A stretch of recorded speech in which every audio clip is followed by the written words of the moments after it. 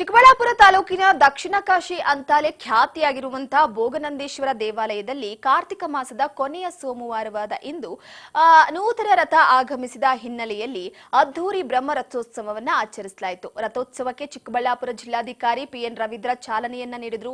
ವಿಶೇಷವಾಗಿ ಅಲಂಕರಿಸಿದ 54 ಅಡಿ ಎತ್ತರದ ನೂತನ ರಥವನ್ನ ಭಕ್ತರು ಎಳೆದು ತಮ್ಮ ಹರಕೆಯನ್ನ ತೀರಿಸಿಕೊಂಡರು. ಇನ್ನು ಭೋಗನಂದೇಶ್ವರ ದೇವಾಲಯಕ್ಕೆ ಬೆಳಗ್ಗೆಯಿಂದಲೇ ಸಾವಿರಾರು ಭಕ್ತರು ಹರಿದು ಬರ್ತಾ ಇದ್ದು ಸರತಿ ಸಾಲಿನಲ್ಲಿ ನಿಂತು ದೇವಾಲಯದ ಅರುಣಾಚಲೇಶ್ವರ ಭೋಗನಂದೇಶ್ವರ ದರ್ಶನವನ್ನ ಪಡೆದರು. ಈ ವೇಳೆ ಭಕ್ತರು ದೇವಾಲಯದ ಆವರಣದಲ್ಲಿ ಸಾವಿರಾರು ದೀಪಗಳನ್ನು ಹಚ್ಚಿ ತಮ್ಮ ಕೋರಿಕೆಗಳನ್ನು ಈಡೇರಿಸುವಂತೆ ಪ್ರಾರ್ಥಿಸಿದರು.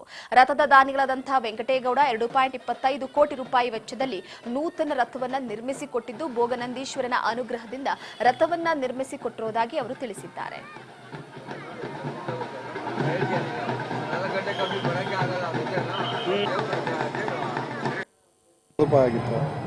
ಹಾಗೆ ಭಗವಂತ ಎಲ್ಲ ಚೆನ್ನಾಗಿ ನೆರವೇರ್ತಾ ಇದೆ. ಬೆಳಗ್ಗೆಯಿಂದ ಯಾವ ಥರ ಒಂದು ಪೂಜೆ ಪುನಸ್ಕಾರ ಯಾವ ಥರ ಆಯಿತು ಮತ್ತು ಇವಾಗ ಎಲ್ಲಿ ಚೆನ್ನಾಗಾಯಿತು ಎಲ್ಲ. ಅದ್ರ ಬಗ್ಗೆ ನೀವು ಐನೋರನ್ನೇ ಕೇಳಿ. ಚೆನ್ನಾಗಾಯ್ತು. ಪ್ರೋಗ್ರಾಮ್ಸ್ ಎಲ್ಲ ಏನೇನು ಅಂದ್ಕೊಂಡಿದ್ವಿ ಅದು ಭಗವಂತ ಚೆನ್ನಾಗಿ ನಡೆಸ್ತಾ ಇದೆ. ಚೆನ್ನಾಗಿ ನಿಮ್ಮ ಆಸೆ ಅಂತ ಇವತ್ತು ಬಂದು ರಥ ಸೇರಿ ಚೆನ್ನಾಗಾಗಿದೆ. ನನ್ನ ಆಸೆ ಎಲ್ಲ ಭಗವಂತನ ಆಸೆ. ಭಗವಂತ ದೇವರು ನನಗೆ ದೇಣಿಗೆ ಅನ್ನೋ ಪ್ರಶ್ನೆನೇ ಇಲ್ಲ ಇಲ್ಲಿ. ಗೊತ್ತಿಲ್ಲ, ಭಗವಂತ ನನಗೆ ಪ್ರೇರಣೆ ಆಯಿತು. ದೇಣಿಗೆ ಪ್ರಶ್ನೆನೇ ಬರಲ್ಲ ಇಲ್ಲಿ. ದೇವರು ನನ್ನ ಕೈಯಲ್ಲಿ ಮಾಡೋಕ್ಕೆ ಶಕ್ತಿ ಕೊಟ್ಟು ಭಗವಂತ ಮಾಡಿಸಿದ್ದಾನೆ ಅಷ್ಟೇ. ನಿಮಗೆ ಯಾವ ಥರ ಒಂದು ಥಾಟ್ ಬಂತು ಅಂತ ಗೊತ್ತಿಲ್ಲ ನನಗೆ. 15 ವರ್ಷದಿಂದ ಸುಮಾರು ಹಾಗೇ ನನಗೆ ನನ್ನ ತಲೆಯಲ್ಲೇ ಇತ್ತು. ಹಾಗೆ